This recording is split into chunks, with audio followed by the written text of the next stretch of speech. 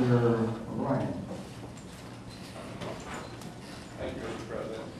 And through you, first, just to clarify, to the council for the county, is it still the county's legal position that the county is entitled to take its Medicaid burden first and pay that in full from sales tax dollars before the remaining sales tax dollars is distributed to its sharing partners? Is that still the county's legal position?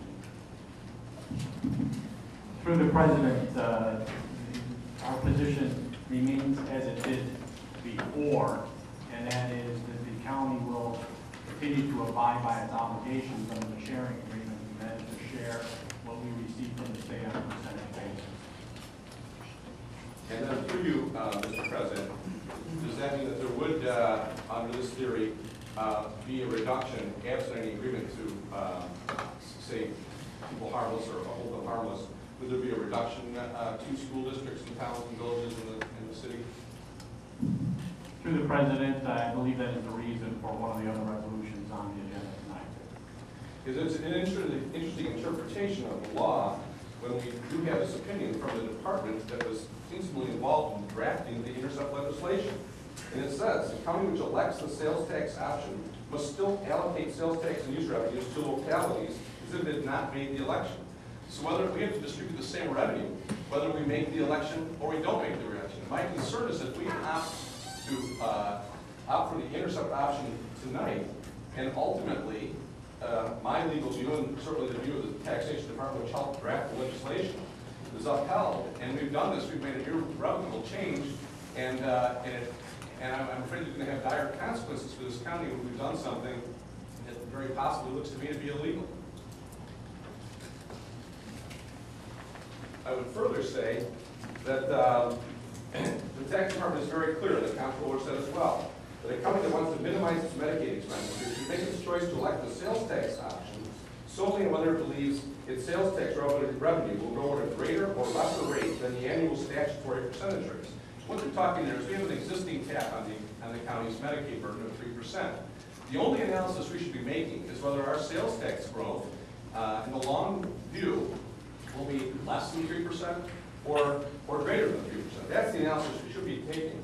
And the county's position that we benefit from sales tax growth cap because our sales tax growth is so abysmally pathetic, and we anticipate that it will continue to be abysmally pathetic for the foreseeable future, that we should opt for a sales tax growth as our cap. And frankly, as Legislature Colombo has said, I would prefer to be much more optimistic about our future. And lastly, in terms of fairness, this puts the burden squarely on school districts. We are just transferring our county's obligations to school districts, and I've had forwarded to me a letter from the superintendent of schools from East Irondequoit that I would like to read to you.